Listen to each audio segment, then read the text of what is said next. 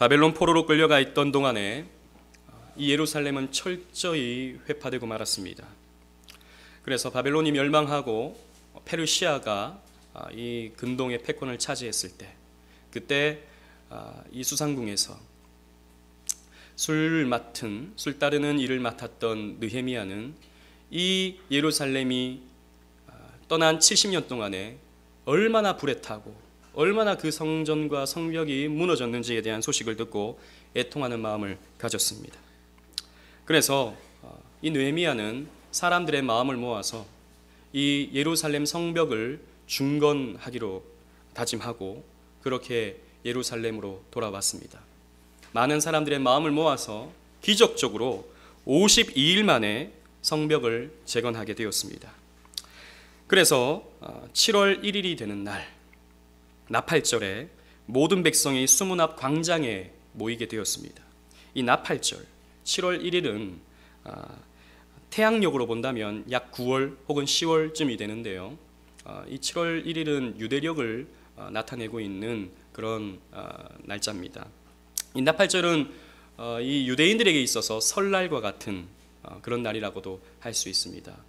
유대인들은 이 7월 1일을 새해로 맞이하면서 이 새해에 가장 먼저 하나님을 예배하고 찬양하기를 원했던 것이죠.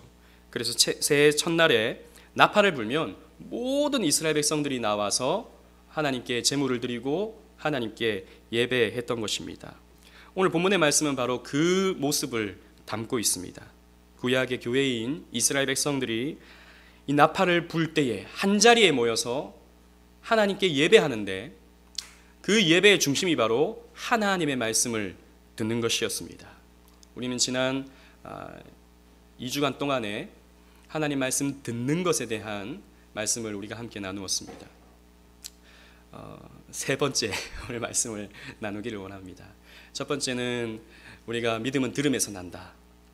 먼저 하나님 말씀을 듣는 자리로 나와야 하고 또 단순히 귀로 듣는 것이 아니라 순종할 때에 우리의 신앙은 더욱더 자라나게 된다라고 말씀을 나누었고, 지난주에는 우리의 마음밭이 옥토와 같아야 되는데 옥토와 같은 마음은 착하고 좋은 마음이다 그랬습니다. 그 착하고 좋은 마음으로 우리는 하나님의 말씀을 들을 때 30배, 60배, 100배의 결실을 맺을 수 있다고 우리가 말씀을 나누었던 것이죠. 혹시 지난주에 말씀을 못 들었던 우리 성도님들이 있다면 인터넷에 다 올라가 있으니까 한번 들어보심도 저는 좋다고 생각합니다. 왜냐하면 우리가 신앙의 가장 기본은, 신앙에 있어서 가장 중요한 것은 하나님의 말씀을 듣는 것이기 때문입니다. 이 예배를 통해 하나님의 말씀을 듣는 것이 우리 신앙의 시작이요, 우리 신앙의 핵심이요, 어찌 보면 우리 신앙의 전부라고도 할 수 있기 때문이죠. 그래서 사실 반복되는 말씀을 3주간에 걸쳐서, 3-4번 아니겠습니까? 3주간에 걸쳐서 이렇게 여러분들과 함께 나누기를 원하는 것입니다. 오늘 본문 말씀을 보면요, 이 예배의 중심은 하나님의 말씀을 듣는 것이었다는 것을 우리가 발견할 수 있습니다. 여러분 성경 8장 1절로 4절 말씀 좀 길지만 우리 또박또박 우리 성경을 한번 다 같이 읽어보겠습니다. 시작. 이스라엘 자손이 자기들의 성읍에 거주하였더니 일곱째 달에 이르러 모든 백성이 일제히 수문 앞 광장에 모여 학사 에스라에게 여호와께서 이스라엘에게 명령하신 모세의 율법책을 가져오기를 청하매, 일곱째 달 초하루에 제사장 에스라가 율법책을 가지고 회중 앞 곧 남자나 여자나 알아들을 만한 모든 사람 앞에 이르러 수문 앞 광장에서 새벽에서 정오까지 남자나 여자나 알아들을 만한 모든 사람 앞에서 읽음에 뭇 백성이 그 율법책을 귀를 기울였는데, 그때 학사 에스라가 특별히 지은 나무 강단에 서고 그의 곁 오른쪽에 선자는 mat디디아와 스마와 아나야와 우리야와 힐기야와 마세아요, 그의 왼쪽에 선자는 부다야와 미사엘과 말기야와 하숨과 하스바다나와 스가랴와 무술람이라. 아멘. 이렇게 이름이 나오면 참 읽기가 어렵죠. 그러나 여러분 포기하지 마시고 끝까지 한번 읽어주시기를 바랍니다. 학사 에스라가 1차 먼저 포로들을 끌고 다시 돌아왔던 이 에스라와 스룹바벨, 그 가운데 학사라고 한 이 에스라는 하나님의 말씀을 전하는, 그리고 하나님의 말씀을 낭독하는 일을 맡았던 그런 선지자였습니다. 이 에스라는 하나님의 율법, 즉 모세의 율법을, 즉 모세 오경을 가지고 나와서 백성들에게 이 말씀을 읽고 가르쳤던 것이죠. 여러분, 오늘 본문 말씀은 이 율법을 대하는 이스라엘 백성들, 그래서 성전을 재건하고 성벽을 재건하여 하나님께 아름다운 예배를 드리는 이스라엘 백성들의 모습이 나오는데, 이 하나님 말씀 듣는 자세가 성경에서 가장 모범적입니다. 이 모범적인 성경 듣는, 하나님 말씀 듣는 자세를 통해서 우리는 또 어떻게 하나님을 예배할 때 하나님 말씀을 들어야 하는가에 대해서 여러분들과 함께 말씀을 나누고자 합니다. 첫 번째로, 우리는 하나님 말씀을 들을 때 하나님을 경외하는 마음으로 들어야 한다는 것입니다. 우리 5절 6절 말씀을 또 다 같이 한번 읽어보도록 하겠습니다. 시작. 에스라가 모든 백성 위에 서서 그들 목전에 책을 펴니 책을 펼 때에 모든 백성이 일어서니라. 에스라가 위대하신 하나님 여호와를 송축하며 모든 백성이 손을 들고 아멘 아멘 하고 응답하고 몸을 굽혀 얼굴을 땅에 대고 여호와께 경배하니라. 아멘. 말씀을 선포할 때, 이 에스라가 책을 펴고 말씀을 선포할 때 모든 백성이 일어섰다 그랬습니다. 왜 일어섰겠습니까? 높으신 하나님의 말씀을 우리가 듣는다라고 하는 자세로서 일어선 것이죠. 우리가 예배를 시작하고 끝날 때 우리는 예배 시간에 일어서지 않습니까? 왜 일어섭니까? 우리는 어미하신 하나님을 예배한다라고 하는 의미로서 일어선다고요. 하나님이 오신다는 거죠. 하나님이 임재한다는 것입니다. 물론 하나님은 언제나 우리와 함께 하시지만, 그러나 이 공적 예배를 통해서 하나님이 이 시간 우리와 함께 하시는데, 여러분, 어른이 오시면 보통 일어서게 되어 있죠. 또 어른이 가시면 일어서게 되어 있죠. 똑같은 것입니다. 우리는 하나님을 높이는 마음으로 예배 시작과 끝을 일어섬으로 하나님의 경외를 나타내는 것이죠. 그래서요, 여러분, 종교개혁 시대 때나 또 청교도 시대 때는 예배할 때, 또 특히 말씀을 들을 때 일어서서 하나님의 말씀을 듣는 그런 모습도 있었습니다. 우리도 예배할 때 하나님 말씀 듣는 이 시간에 일어서서 예배하는 것도 저는 의미가 있다고 생각하지만, 그러면 여러분들이 너무 힘들까 봐 우리는 앉아서 이렇게 예배하죠. 그러나 우리의 마음 자세는, 우리의 자세를 고추 세워서 하나님의 말씀을, 어미하신 하나님의 말씀을 우리는 경외하는 마음으로 들어야 된다는 것이죠. 또 백성이 손을 들었다. 이것은 하나님을 지극히 높이는 자세입니다. 그리고 아멘 아멘 응답했다 그랬습니다. 여러분, 아멘이라는 말의 뜻이 무엇입니까? 의외로 이 뜻을 모르는 사람들이 많습니다. 쉽게 그냥 아멘 아멘 하지만, 이 아멘이라는 뜻은 과연 그렇습니다 라는 뜻이죠.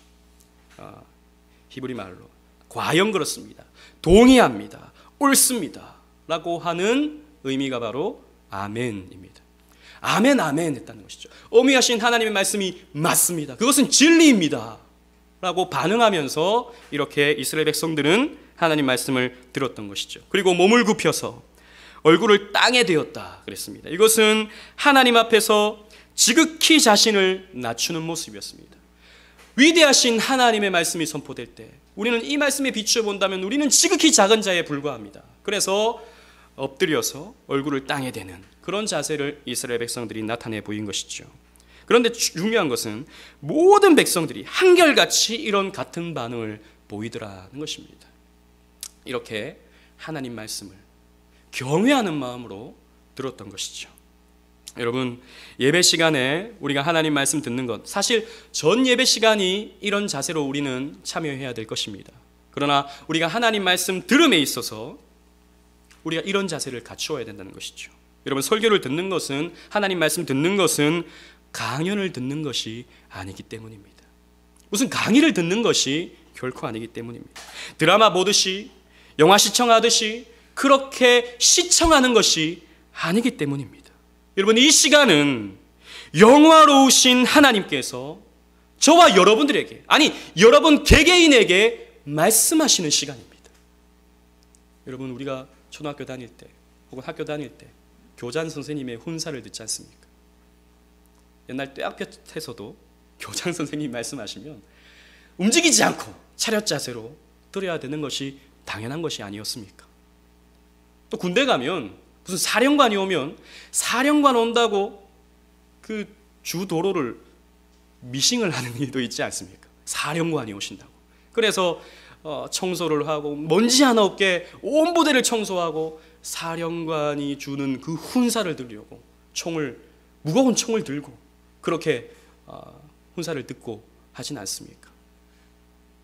그런데 교장 선생님이 아니라 무슨 군대의 사령관이 아니라 이 세상을 창조하시고 다스리시는 이 세상의 주인 되시는 하나님의 말씀을 듣는데 우리가 어찌 그렇게 영화 시청하듯이 그냥 강의 한번 듣듯이 그렇게 우리가 들을 수 있겠습니까? 물론 우리가 예배가 반복되다 보면 우리의 마음이 조금 편안해질 수 있습니다. 물론 또 너무 딱딱하게 너무 경직되게 하나님 말씀 듣는 것도 그렇게 좋은 것만은 아닐 것입니다. 그러나 분명한 것은 우리는 하나님을 경외하는 자세로 하나님 말씀을 들어야 하는 것은 당연한 것이죠. 그렇기 때문에 16세기 종교개혁자들과 청교도들은 예배당을 만들 때 가장 높은 곳에 강단을 두었습니다. 저는 가보지 못했지만 영국이나 이런 유럽의 종교개혁 시대에 지어진 예배당을 보면요 2층 테라스에 강단이 있는 그런 곳도 있습니다. 즉 한 이쯤에 강단을 만들어 놨다고요. 그래서 설교자가 계단을 타고 올라가서 하나님 말씀 전하게 했다고요. 그래서 어떻게 보면 앞에 있는 사람은 목이 부러질 정도로 이렇게 쳐다보면서 하나님 말씀을 듣기도 했다고요. 왜 그렇게 했습니까? 높으신 하나님 말씀이라는 것이죠. 여러분 설교자가 높은 것이 아닙니다. 목사가 높은 자리에 있는 것이 아닙니다. 그러나 그때 그 순간 설교자에게 주목해야 하는 것은 그 설교자에게서 선포되어지는 그 말씀이 위대하신 하나님의 말씀이기 때문입니다. 그렇기 때문에 칼빈은 이렇게 말했습니다. 종교개혁자 칼빈은 우리는 하나님을 경외하는 것과 동일하게 하나님 말씀도 경외해야 한다. 여러분 설교자를 경외해서는 결코 안 됩니다. 그러나 설교자를 통해서 선포되어지는 하나님의 말씀은 여러분 경외하는 마음으로 두렵고 떨리는 마음으로 들을 수 있어야 한다는 것입니다. 이것이 예배하는 참으로 예배하는 성도의 하나님 말씀 듣는 자세인 것이죠. 두 번째로 하나님 말씀 들을 때 겸손히 회개하는 심령으로 우리는 이 말씀을 들어야 하는 것입니다. 7절부터 9절 상반절을 우리가 함께 읽겠는데요. 9절에 율법의 말씀을 듣고 다 우는지라까지만 우리 다 같이 읽도록 하겠습니다. 7절로 9절 상반절 시작. 예수아와 바니와 세레비아와 야민과 악굽과 사부대와 호디야와 마세야와 그리다와 아사랴와 요사밧과 하난과 블랴다와 레위 사람들은 백성이 제자리에 서 있는 동안 그들에게 율법을 깨닫게 하였는데 하나님의 율법책을 낭독하고 그 뜻을 해석하여 백성에게 그 낭독하는 것을 다 깨닫게 하니 백성이 율법의 말씀을 듣고 다 우는지라. 아멘. 제가 여러분들 읽기 어려울까봐 사람 나오는 건 빼버릴까도 생각해봤는데 그런데 하나님 말씀을 우리가 또 지나쳐가고 그냥 몇 가지 일만 읽는 것도 바람직하지 않다 생각이 들어서 그냥 다 넣었습니다. 여러분 어렵다고 해서 그냥 넘어가지 마시고 한번 읽어보세요. 틀려도 괜찮습니다. 저도 자주 틀리는데요. 그래서 제 아내가 늘 제발 좀 그만 좀 틀리라고 저한테 얼마나 잔소리 아닌 잔소리, 필요한 잔소리죠. 저는 참 유익하게 그 잔소리를 듣는다고 생각합니다. 자주 틀리니까요, 저도. 그러나 여러분 성경 말씀이 있는 것은 너무나도 중요합니다. 에스라가 율법을 낭독하고 그 뜻을 해석하여 백성에게 설교하였을 때 하나님의 백성들은 하나님 말씀 뜻을 깨달았습니다. 여러분 성경은요 어려운 말씀이 아닙니다. 여러분 우리가 이 여러 어려운 낱말들이 나오고 또 이런 사람들이 막 모르는 사람들이 나오니까 너무 어려워 생각이 들 수 있겠지만 성경은 명료한 책입니다. 어린 아이들부터 글씨도 모르는 할머니까지도 이 하나님 말씀을 들으면요 이 하나님 말씀을 깨닫습니다. 그래서 까막 눈이신 할머니들도 여러분 그 성경을 많이 들은 그런 할머니들의 이야기를 들어보면 얼마나 신앙이 넓고 깊은지 모릅니다. 성경은 명료한 책이기 때문이죠. 그렇기 때문에 이 말씀을 깨달으면 그 나타나는 성령 받은 사람의 반응은 회개입니다. 회개하게 되어 있습니다. 그 말씀을 듣고 왜 나는 이렇게 살지 못하는가? 나는 왜 이렇게 하나님 말씀을 지키지 못하는 연약한 존재인가? 하나님 말씀에 비추어 보니 내가 죄인이구나를 발견하게 되어 있는 것이죠. 그래서 이 하나님 말씀들은 이스라엘 백성들은 이 말씀을 듣고 우는지라. 울었다라고 되어 있습니다. 자신들의 범죄, 자신들의 나태, 자신들의 율법에 대한 무지 등을 깨닫고 통회하고 자복했던 것이죠. 여러분, 말씀을 깨닫는 자는 반드시 이렇게 말씀을 듣고 찔려야 되는 것입니다. 여러분, 바른 설교는, 바른 하나님의 말씀은 여러분들로 하여금 즐겁게 해주는 설교가 아닙니다. 즐겁게 해주는 말씀이 결코 아닙니다. 가끔씩 기독교 방송이나 극동 방송이나 이런 걸 들으면 유머가 가득한 목사님들이 있지 않습니까? 그런 설교를 들으면 재밌죠. 너무 즐거워. 그러면 은혜 받았어 라고 생각하지만, 여러분, 선지자들, 여러분 성경에 나타나는 선지자들과 사도의 가르침과 설교를 한번 보십시오. 죄를 지적하는 것입니다. 참된 선지자, 참된 사도들은 죄를 지적하는 설교를 합니다. 여러분들은 회개해야 하는 죄인들입니다 라는 것을 선포하는 선지자들입니다. 그렇기 때문에 여러분들이 바른 말씀을 들으면 그 말씀에 찔려야 되는 것입니다. 목사님이 나의 이 은밀한 부분을 들추어내는구나. 하나님 말씀이 내가 죄인이라는 것을 폭로하는구나. 그래서 여러분들이 하나님 말씀 들으면 민망해야 됩니다. 하나님 말씀을 들으면 그것 때문에 여러분들이 아파해야 하는 것입니다. 여러분, 아파야 치료하시는 하나님을 찾아가는 것이죠. 힘들어야 이 무거운 짐을 주님 앞에 가지고 가서 해결받아야 되는 것이죠. 그렇기 때문에 여러분, 우리가 하나님 말씀 들으면요, 그 말씀에 찔림이 있고 그것을 가지고 주님 앞에 회개하고 자복하는 자세가 있어야 되는 것입니다. 여러분, 그래서 정말이지 이 시대에 우리가 회복해야 할 가장 중요한 신앙의 내용은 회개입니다. 우리 회개해야 됩니다. 오늘 많은 성도들이 회개라고 말은 너무나도 많이 하지만 회개할 줄을 모릅니다.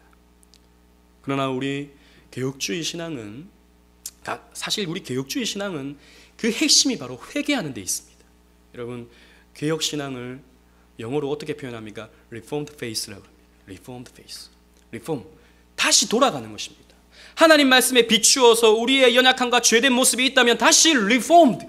돌아가야 되는 것이죠. 이게 개혁주의 신앙입니다. 이 개혁주의 신앙은 마치 교회를 개혁하고 이 시대를 개혁하고 그런 게 아니고, 가장 그 기본은 우리 자신을 말씀으로 개혁하는 것입니다. 이것이 회개하는 것이죠. 그래서 정말 우리가 경계해야 할 말씀 듣는 태도가 어떤 태도냐면, 이 말씀을 다른 사람에게 적용하는 것입니다. 그렇지, 이 한국 교회가 썩었지, 이 한국 사회가 썩었지, 나 자신에게 맞추지 아니하고 다른 사람과 다른 대상에게 이 하나님 말씀을 방향을 돌려버리는 것이죠. 혹은 여러분들 가운데는 그런 사람이 없겠지만, 목사님은 저렇게 사나? 말씀 들으면서 목사님은 저렇게 사나? 목사님, 여러분 그런 생각 해본 적 없죠? 여러분들은 그런 생각 안 하기를 바랍니다. 저는 그러나 저는 그렇게 생각합니다. 저는 저 자신에게 늘 그렇게 질문하기도 합니다. 어떤 말씀을 준비하다 보면 부끄럽죠. 저 자신도 그렇게 살지 못하니까. 여러분, 오해하지 마세요. 목사님은 저렇게 설교하니까 목사님은 저렇게 사나 보다, 그렇게 기대하면 여러분 언젠가는 실망합니다. 저는 그렇게 살지 못합니다. 저는 하나님 말씀대로 살지 못해요. 제가 설교하는 대로 저는 살지 못합니다. 여러분, 제가 하나님 말씀대로 다 살아서 이렇게 설교할 수 있는 것이 아니라, 하나님 말씀이 이렇게 저에게 가르치라고 하나님이 저로 깨닫게 하시기 때문에 저는 그저 선포할 뿐인 것입니다. 그래서 여러분, 목사님은 저렇게 사나? 그렇게 생각하지 마세요. 목사님은 저렇게 하나님 말씀을 가르치는구나 라고 생각해야 되는 것이죠.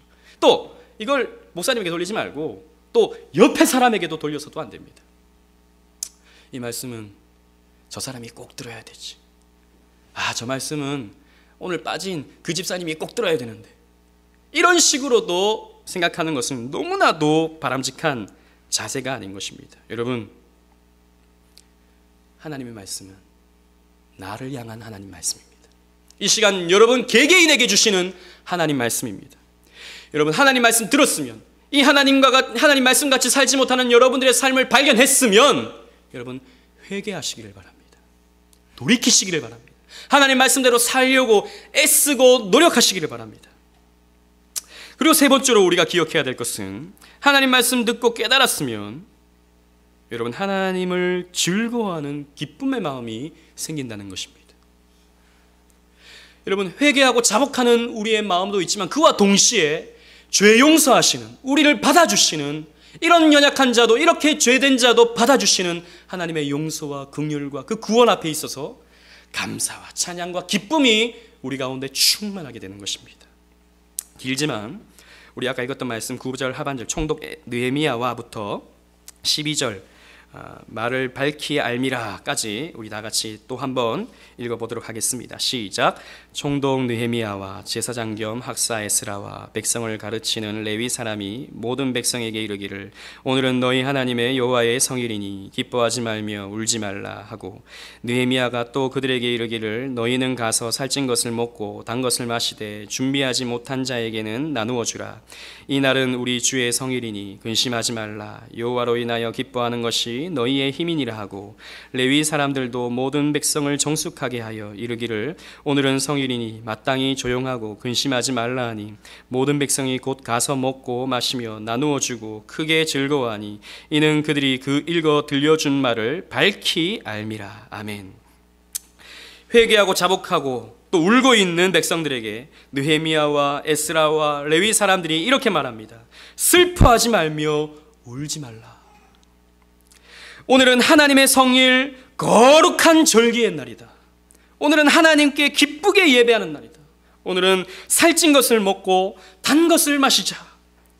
준비하지 못한 사람에게는 준비한 사람이 나누어 주자. 그래서 함께 먹고 즐기고 기뻐하고 감사하고 우리 이 시간 즐거워하자 라고 느헤미야와 에스라와 레위 사람들은 말했습니다. 그리고 하는 말이 여호와를 기뻐하는 것이 너희의 힘이다 라고 말했습니다. 여러분, 우리의 힘이 어디에 있습니까? 우리의 능력이 어디에 있습니까? 여러분, 여호와를 기뻐하는 것입니다. 여러분들이 여호와로 인하여 기뻐할 때, 하나님이 주시는 기쁨을 맛볼 때, 하나님이 주시는 즐거움을 맛볼 때 우리는 이 험한 세상을 살아갈 수 있는 힘을 갖게 되는 것입니다. 아까도 우리 찬양했죠. 좁은 길을 걸으며 밤낮 기뻐하는 것, 주의 영이 함께함이라. 주님께서 함께 하셔서, 주님께서 우리에게 기쁨이 주셔서, 주님께서 우리에게 즐거움을 주실 때 우리는 좁은 길을 걸어도 밤낮 기뻐할 수 있는 것이죠. 여러분, 이게 성도입니다. 성도는 어떤 사람입니까? 좁은 길을 걸어도 기뻐할 수 있는 사람입니다. 여러분, 우리의 삶이 얼마나 피곤합니까? 아침부터 저녁까지 돈 버느라, 사람 상대하느라 얼마나 우리는 피곤한 삶을 살아갑니까? 또 우리가 이 주일에도 쉬지 못하고 이 자리에 나와서 예배드려야 하는 것, 육체적으로 본다면 얼마나 피곤한 일입니까? 그러함에도 불구하고 우리가 지치지 않는 것은 우리가 오히려 세상 사람들보다 더 힘있게 오늘을 살아갈 수 있는 이유는 하나님께서 우리에게 말씀으로 기쁨을 주시기 때문입니다. 여러분, 이것을 우리는 맛봐야 되는 것이죠. 여러분, 우리는 이것을 누려야 되는 것입니다.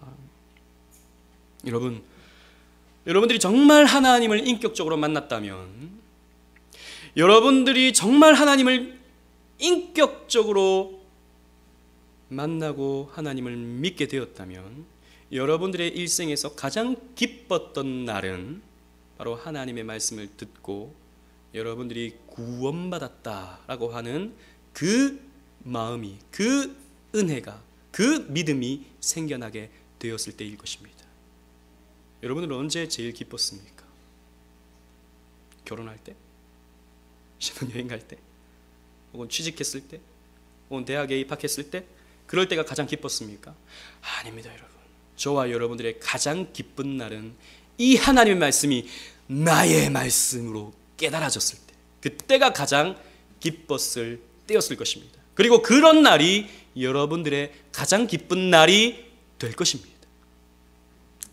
여러분, 17세기 미국 청교도들의 예배를 보면요, 지금으로부터 약 300년, 400년 전에 제가 자료를 보니까요, 그런 내용도 있습니다. 물론 조금 약간 극단적인 그런 모습도 있었겠지만, 그때 당시에는 청교도들이 미국으로 넘어와서 교회를 짓고 교회를 이렇게 세워갈 때, 그때 당시에 주일 예배는 보통 5시간이었습니다.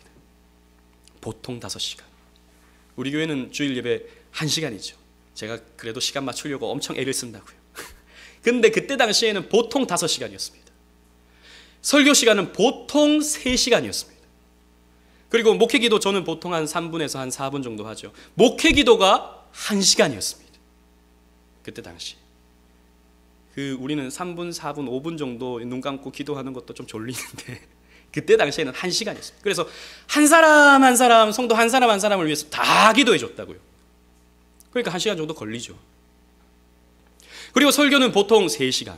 그래서 제가 자료를 보니까 코튼 매더 목사님이 어느 날 설교를 하는데 그때 당시에는 시계가 없지 않습니까? 모래시계를 두고 설교를 한다고요. 그러니까 1시간 보통 지나면 이걸 돌려야 되는 것이죠. 목사님이 설교를 하다가 3번을 돌렸습니다. 그래서 목사님이 말씀하시기를 오늘은 제가 너무 말을 많이 했습니다. 그래서 제가 준비한 말씀은 다 하지 못하고 오늘 여기까지 말씀을 맺겠습니다. 이렇게 하니까 어떤 성도가 손을 번쩍 들면서 목사님, 하나님의 영광을 위하여 그 모래시계를 한 번 더 돌려주십시오. 그렇게 말했다고 합니다. 여러분 아무도 안 웃으시네요. 저는 이걸 보고 굉장히 웃겼는데 대단한 사람 아닙니까? 아니면 눈치 없는 사람인지 모르겠습니다. 하나님의 영광을 위하여 목사님 한 번 더 모래시계를 돌려주십시오. 그런 사람이 여기 혹시 있다면 저 사람 눈치 없이 저런다. 힘들게 지금 3시간째 듣고 있는데 그런다고 그럴지 모르겠습니다. 그러나 여러분 저는 그런 사람들이 그때 당시의 사람들이 그렇게 지겹다고 생각했다고 생각하지 않습니다. 여러분 그 시대의 성도들은요 거의 신학자들이었습니다. 오늘날 그 수준을 본다면 오늘날의 신학자들과 같습니다. 성도들이. 그 사람들의 삶은 매일 성경으로 시작해서 성경으로 끝나는 시대였습니다. 그러니 교회가 왕성했던, 그래서 정말 이 시대에는 없는 그런 은혜와 감격이 있었던 시대가 바로 7세기 미국 청교도 시대였던 것이죠. 무엇입니까? 하나님 말씀 듣는 것이 너무 기뻤던 것이죠. 3시간을 들어도 4시간을 들어도 그 말씀이 너무나도 달콤했던 것이죠. 여러분 우리 드라마 요즘에 케이블 TV 보면 3시간 연속 방송 그래가지고 1회부터 5회까지 막 연속으로 보여주는 그런 것도 있지 않습니까? 저는 드라마를 잘 안 봅니다. 왜 안 보냐 하면 보면 너무 재밌어요. 드라마를 한번 보면 딱 끝날 때 꼭 그 다음이 너무 궁금하게 끝나버리잖아요. 아니 이런 그러면 탁 끝나고 광고 나오고 그러지 않습니까? 그럼 그 다음이 궁금해서 못 참겠어요. 봐야 됩니다. 그래서 이렇게 요즘에는 또 IPTV가 나와가지고 그 다음을 계속 볼 수 있잖아요. 그러면 그 시간이 3시간이 되고 4시간도 되고 그렇게 되니까 저는 아예 드라마를 안 보려고 합니다. 너무 재밌어가지고. 그런 것 같이 하나님 말씀이 너무 기쁜 거예요. 하나님 말씀이 너무 즐거운 거예요. 더 들려주시오, 더 들려주시오. 들었던 말씀이고 내가 아는 말씀이지만 그 말씀이 너무 달콤하고 그 말씀이 너무 기뻐서 또 들려주시오 라고 하는 마음이 그 시대 성도들에게 있었다고요. 저는 우리 오직 은혜교회 성도들 마음 가운데도 물론 3시간, 4시간 그렇게 말씀 저도 못하죠. 저는 그런 실력이 없습니다. 그렇게 설교할 수 있는. 그러나 그렇게 말씀 들을 때 기쁘고 감사하는 마음이 생기기를 바랍니다. 여러분 우리 교회 그래도 비교적 잘 먹는 교회라고 생각합니다. 저는 점심시간에 그래도 맛있는 게 그래도 잘 나오는 교회라고 생각합니다. 제가 다른 교회 이렇게 눈치를 봐도 우리 교회만큼 잘 먹는 교회 잘 못 봤습니다. 그러나 여러분 우리가 밥 먹는 것보다도 우리가 맛있는 음식을 먹는 것보다도 하나님 말씀 먹는 것이 가장 큰 우리에게 기쁨이 되기를 간절히 소망합니다. 마지막으로 말씀을 듣고 깨달았으면 그 말씀대로 지켜 순종해야 됩니다. 여러분 13절부터 18절 긴 말씀이지만 여러분 작은 소리라도 한번 또박또박 한번 다 같이 읽어보도록 하겠습니다. 13절부터 18절 시작. 그 이튿날 묵백성의 족장들과 제사장들과 레위 사람들이 율법의 말씀을 밝히 알고자 하여 학사 에스라에게 모여서 율법에 기록된 바를 본즉 여호와께서 모세를 통하여 명령하시기를 이스라엘 자손은 일곱째 달 절기에 초막에서 거할지니라 하였고 또 일렀으되 모든 성읍과 예루살렘에 공포하여 이르기를 너희는 산에 가서 감람나무 가지와 들감람나무 가지와 화석류 나무 가지와 종려나무 가지와 기타 무상한 나무 가지를 가져다가 기록한 바를 따라 초막을 지으라 한지라.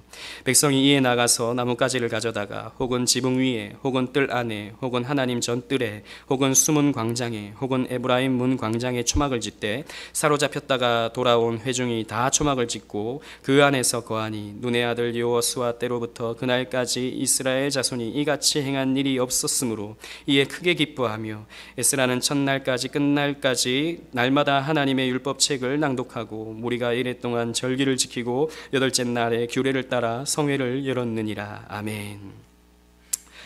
말씀을 통해서 이 말씀을 곰곰이 들어보니까 이스라엘 백성들은 7월에 초막절을 지켜야 한다라고 하는 율법을 발견하게 된 것입니다. 그런데 여호수아 때부터 이 시대까지 한 번도 초막절을 지켜본 적이 없는 거예요. 즉 그 사사시대부터 이스라엘 백성들은 하나님의 말씀을 점점 떠나서 하나님 말씀을 잃어버리게 된 것이죠. 그러니 율법을 보지도 못했으니까 초막절 자체를 모르게 된 것이죠. 그래서 이 에스라가 선포하는 하나님의 말씀 들어보니까 이스라엘 백성들은 초막절을 지켰는데 우리도 초막절을 지켜야겠다라고 하는 생각을 하게 된 것입니다. 이 초막절이란 말은 이스라엘 백성들이 광야 생활을 했던 것을 기억하면서 일주일 동안에 초막 생활을 하는 겁니다. 텐트 생활을 하는 겁니다. 즉 초막을 지어가지고 그 초막 안에서 일주일을 보내면서 우리 조상들은 이렇게 하나님의 인도하신 가운데 광야 생활을 했었지라고 하는 것을 체험하는 것이죠. 그래서 하나님이 주신 이 절기, 사실 이 초막절은 6월절, 7.7절, 초막절 3대 절기거든요. 유대인들에게 있어서 이 절기를 회복하게 된 것입니다. 여러분, 우리가 하나님 말씀 들으면 하나님의 율법이 우리에게 어떻게 살아야 할지를 가르쳐주죠. 우리가 아까 나누었던 십계명을 보면 우리가 어떻게 살아야 할지, 어떻게 하나님을 대해야 할지, 어떻게 우리가 이웃을 대해야 할지를 명명백백하게 가르쳐줍니다. 우리 사도신경이 끝나면 우리 십계명에 대해서 또 우리가 배우게 될 텐데요. 여러분, 십계명은 단순한 어떤 그 한 내용이 아니라 우리 생활 전역을 담고 있는 그런 말씀입니다. 이런 말씀을 들으면 우리가 어떻게 살아야 할지를 알게 되고 또 우리가 어떻게 이렇게 살지 못하는 죄인인지를 발견하게 되는 것이죠. 그러나 분명한 것은 우리가 이 말씀을 통해서 우리가 어떻게 순종해야 할지에 대한 내용이 발견되게 되는 것입니다. 그래서 칼빈은 성경이 우리에게 세 가지를 가르쳐준다고 그랬습니다. 첫 번째는 하나님이 어떤 분인지를 가르쳐준다고 그랬습니다. 여러분들이 하나님 말씀 들으면 하나님이 어떤 분인지를 알게 되는 거예요. 두 번째는 내가 어떤 존재인지, 인간이 어떤 존재인지를 알게 된다고 그랬습니다. 여러분들이 하나님 말씀 들으면 내가 얼마나 죄인인지를 발견하게 되는 거예요. 그리고 내가 어떻게 구원받아야 되는지를 발견하게 되는 거예요. 그리고 세 번째는 하나님의 백성이 어떻게 살아야 할지를 가르쳐준다고 그랬습니다. 성경은 우리가 어떻게 살아야 할지에 대한 윤리적이고 도덕적인 내용들이 담겨져 있는 거예요. 그렇기 때문에 우리는 하나님 말씀 들으면 내가 이렇게 살아야겠구나까지 가야 되는 것이죠.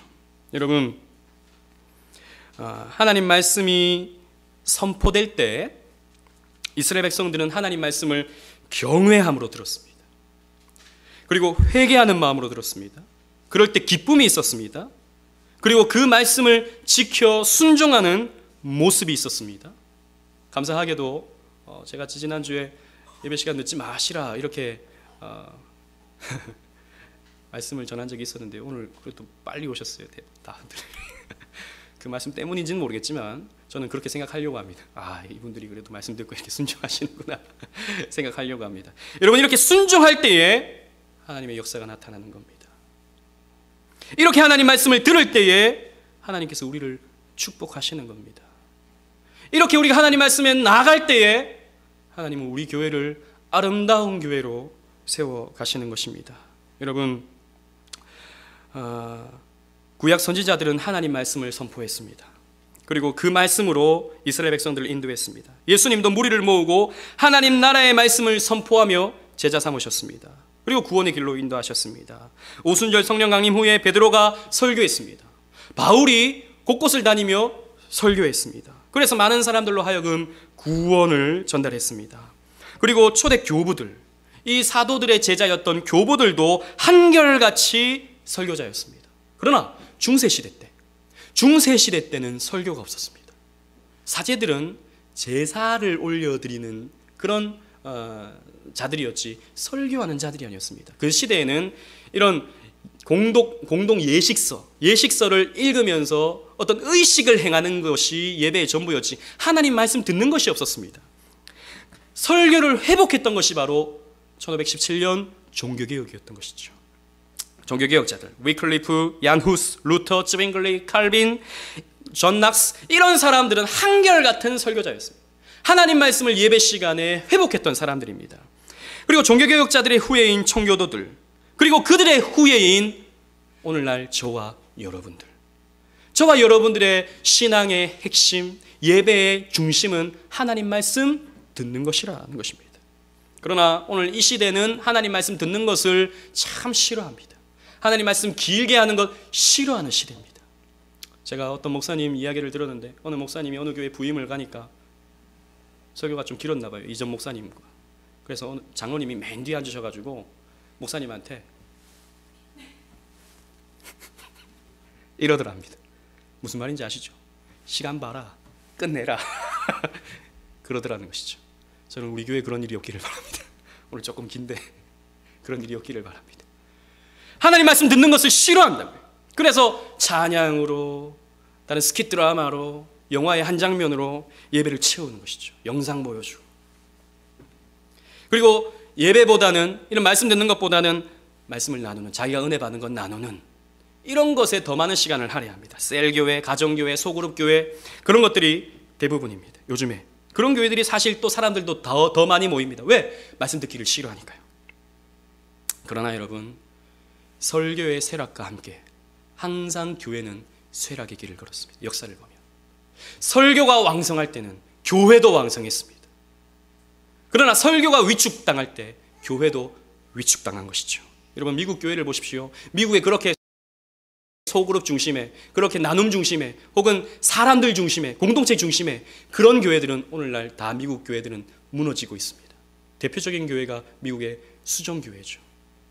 로버트 슐러 목사님, 그 어마어마한 교회를 지어놓고 사람들이 좋아하는 그런 메시지가 선포되고 사람들이 나누는, 즐거워할 수 있는 그런 교회를 만들어놨더니 교회가 망하더라는 것입니다. 그런데 미국에서 지금 가장 영향력 있게 움직이는 교회들은 작아도 말씀 중심적인 교회입니다. 하나님 말씀 듣고 선포되는 그런 교회가 힘 있는 교회들이라는 것이죠. 역사가 그것을 우리에게 가르쳐 주는 것입니다. 마틴 로이드 존스 목사님은 영국의 웨스트민스터 체플을 담당하셨던 목사님이셨는데, 이분의 책은 사실 개혁주의권 내에서 가장 영향력 있는 책입니다. 그 목사님이 책을 쓰신 것 중에 설교와 설교자라는 책이 있습니다. 그 설교와 설교자의 책의 첫 번째 챕터의 주제가 설교라야만 한다라는 주제입니다. 여러분, 교회를 이끌어가는 것은 설교입니다. 두 번째 챕터의 주제가 대안은 없다는 것입니다. 설교 외에 다른 대안이 없다는 것이죠. 나눔, 어떤 재밌는 거리들, 요소들, 이런 오락적인 것들, 이런 것이 결코 대안이 되어서는 안 된다. 다른 대안은 없다. 설교라야만 한다. 왜 그렇습니까? 왜 설교라야만 합니까? 왜 이렇게 고리타분한 설교가 우리의 예배의 중심이 되어야 합니까? 성경을 보면 모든 예배의 중심이 설교이기 때문입니다. 우리의 신앙생활의 원리는 다 성경에서 나와야지 우리의 인위적인, 우리의 창의적인 그런 내용이 되어서는 안 되는 것이죠. 에스라는 설교했습니다. 베드로는 성령 받고 설교했습니다. 사도 바울은 가는 곳곳마다 설교했습니다. 다른 사람들 모아가지고 당신은 어떤 생각이 있는지 들어보고 막 나누고 이런 것 하지 않았습니다. 설교했습니다. 그렇기 때문에 저는 오직 은혜교회의 가장 핵심은 하나님 말씀을 바르게 선포하고 그 말씀을 바르게 듣는 것에 있다라고 생각합니다. 그것이 오늘날 우리 오직 은혜교회가 존재하는 목적입니다. 우리가 설립되는 명분입니다. 다른 교회와 같이 그냥 똑같은 교회를 한다면 우리는 굳이 이렇게 힘들게 개척교회 할 필요 없다니까요. 다른 그런 교회들 많은데, 이렇게 교회가 많은데 우리가 왜 똑같은 교회를 합니까? 우리는 개혁주의 신앙의 뚜렷한 색깔을 갖는 설교 중심적인 교회, 그런 교회를 하려고 우리는 개척의 길을 걷고 있는 것이죠. 저는 우리 교회가 이런 모습의 교회가 되기를 원합니다. 바르게 선포하고 바르게 하나님 말씀을 듣는 교회, 그래서 하나님의 위대한 사명을 감당해내는 교회, 그런 교회가 되기를 주님의 이름으로 축원합니다. 아멘.